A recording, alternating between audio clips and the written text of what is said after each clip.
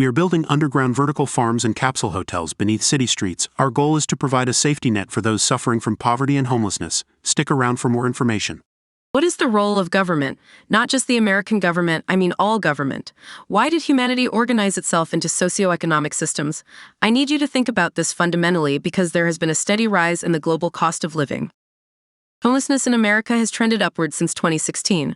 Over 100 food processing plants have been closed or destroyed within the last 2 years, and over 10 million illegal migrants have crossed into America since the last election. Many of them military-aged men from China, Russia, and the Middle East.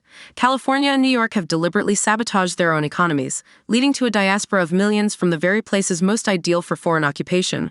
Russia and China are running psychological operations against our politicians, social media influencers, and independent news media.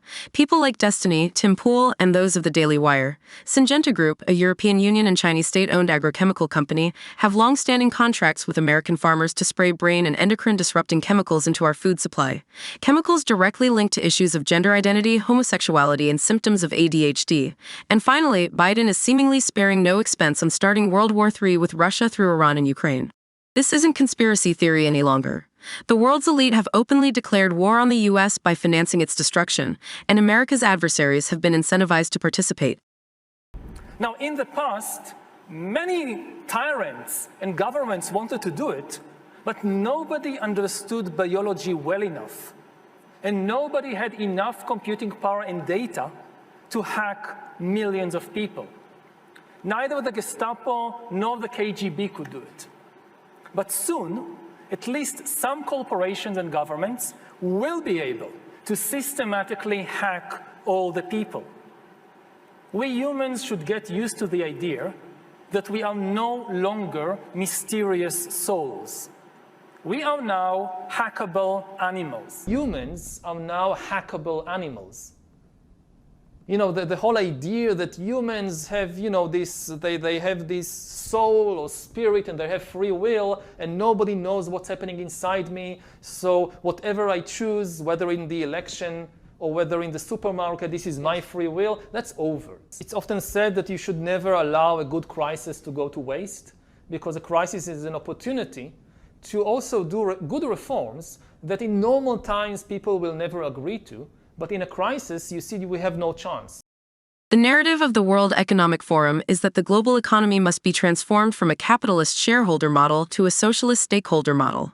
Where no one owns anything, diversity and inclusion are enforceable, environmental threats are punishable, and all technological innovation is controlled by a small group of political and economic leaders at the top to ensure minimal damage to the environment and to maximize equity among stakeholders. To achieve this objective, however, they're trying to replicate the Maoist cultural revolution that led to the deaths of over 20 million people in China.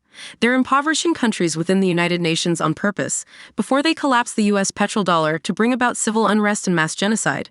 They are using the principles of scarcity and terror management theory to force people into different cultural groups and fight for resources. That's why they're not prosecuting criminals. We cannot let this happen, especially when there is far more viable solutions to poverty, equity, and environmental sustainability.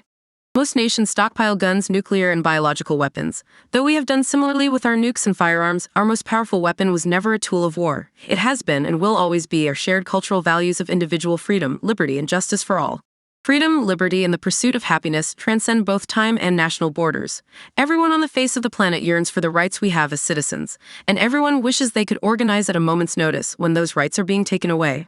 There is a reason protesters in other nations fly our flag on their streets, so it is in this respect. I say we work together with these migrants to wage our own economic war against our shared oppressors. These will be the tools of our warfare. This is a vertical garden by a business called Bowery Farm. This particular garden produces 80,000 pounds of produce every week. That's an automated vertical farm that produces 476 pounds of food every hour. They're not even using the space or power efficiently. When combined with aquaculture, this vertical farm can produce a never-ending supply of fish, fruits, vegetables, crustaceans, and spices. We can even raise chickens with no impact on the environment. Now look at these. These are inexpensive living quarters that are grouped together within dorm rooms to create shared living spaces. Loneliness is an epidemic in America. This could be the solution. For those with family, there are compact family living quarters as well. Both of these are inexpensive to build and highly sustainable. They could end homelessness and poverty on a global scale if implemented correctly. Next on our list is a photoacoustic imaging machine. It uses a non-invasive combination of infrared lasers and ultrasound to map out the entire human anatomy. With your investment, we will build a high-fidelity full-body scanner that can detect diseases at the cellular level before they become life-threatening. Checkups would last no longer than 10 minutes, and your vital statistics would let you know when you need to see a doctor. Finally, this is a drill created by Robert M. Potter.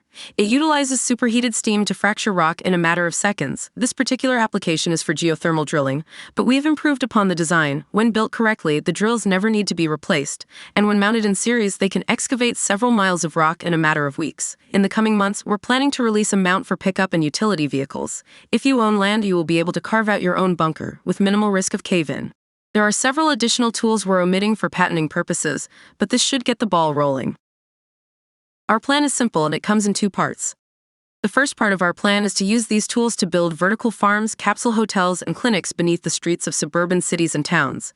Our focus is primarily in areas with significant levels of poverty. The idea is that by placing this infrastructure beneath residential areas, food is produced locally and is managed by the people that live there. It also provides the public with a safety net should the economy lead to a rise in homelessness and unemployment. The second part of this plan is to convert abandoned mines and caves into fully self-contained underground cities.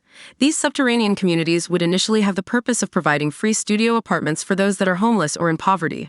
However, with the inherent constraints on space and cost of maintenance, we would empower each community with the tools and machines necessary to expand the underground communities they live in. The resources mined and processed during this expansion would then be used in the first part of this plan. So what's important here is that it's a closed-loop system, where each community supports each other's efforts and other cities like it. The best part is, because this infrastructure is entirely underground, the impact on our environment is net zero. The globalists have convinced many people that the Great Reset is about environmental sustainability, that CO2 levels are too high and our survival as a species hinges on their ability to manage our lives. With this practice of building underground infrastructure, we undermine that entire argument.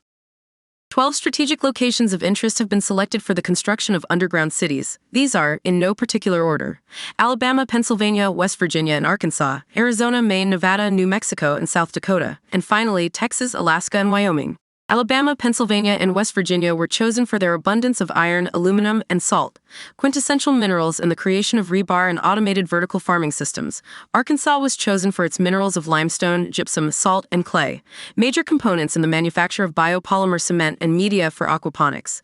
Texas was chosen for its silica deposits, as well as being a major hub for immigration, both legal and illegal. The other states were chosen because there is enough gold, silver, copper, and lithium there to pay off all of America's debt 11 times over. Most importantly, however, each and every one of these locations, save for one, shows up on a Feeding America map for people suffering from food insecurity. Remember, this isn't necessarily about mining resources, but the propagation of food sovereignty and subterranean living. By building this infrastructure underground, we give direct control of our nation's food supply to the people that consume it. We also cut down on CO2 emissions from trucking and free up millions of acres in farmland that has been used to poison the public with endocrine-disrupting chemicals since the 1980s. Humanity lives in the troposphere of this planet, and with its propagation, forests are cut down and replaced with farms or architectural marvels. If humanity builds their cities beneath the surface of Earth, however, then the forests that grow above them will ensure CO2 levels never become life-threatening. This probably doesn't mean a whole lot to most people with a mindset of economic survival, but to those that unwittingly supported the agenda of the World Economic Forum and stayed silent when they talked about a global socialist utopia where innovation is stifled and everyone is oppressed, this is a much, much better solution to climate change. Now, in the beginning of this video, we asked you, what is the purpose of government? Have you figured it out yet? It's sovereignty. It's the safeguarding of sovereignty. Food sovereignty, water sovereignty, housing sovereignty, medical sovereignty, communication sovereignty, educational sovereignty, economic sovereignty. We're not talking about pay-to-play either. We're talking about true sovereignty. When a nation cannot provide the very basic for its citizens, it harms its own military and weakens itself to corruption. And a corrupt government is not a government at all. It is an anathema. There is a tribe in southern Africa called the San. The people there are largely uneducated and primitive, foraging and hunting for food, water, and other basic necessities for their survival. Most importantly, however, they share their resources freely amongst the tribe and there is no corruption amongst leaders. The San people lead a life of leisure and freedom, and they've existed for over 140,000 years. Now, with all our extensive knowledge and technological advancements in automation, what does that say about the United Nations? What does that say about America?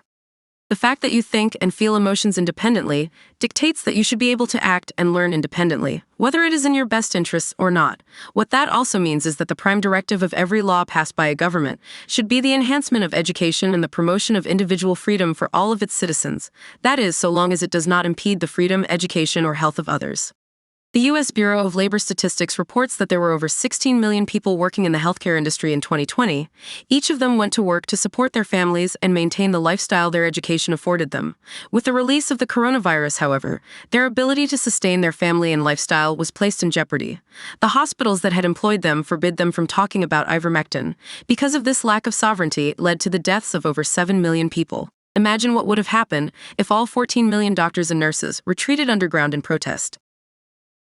So let's summarize what will take place upon successful funding of this project.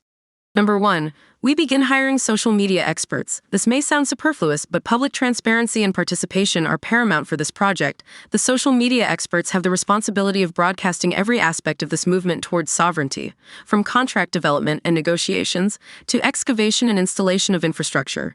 If a transaction or contract does not take place on camera before millions of people, it isn't legitimate, and all parties involved are held financially responsible. Once facilities have been set up, they will also have the responsibility of giving an unbiased report of public health, economic activity, and educational standards from a third-party auditor.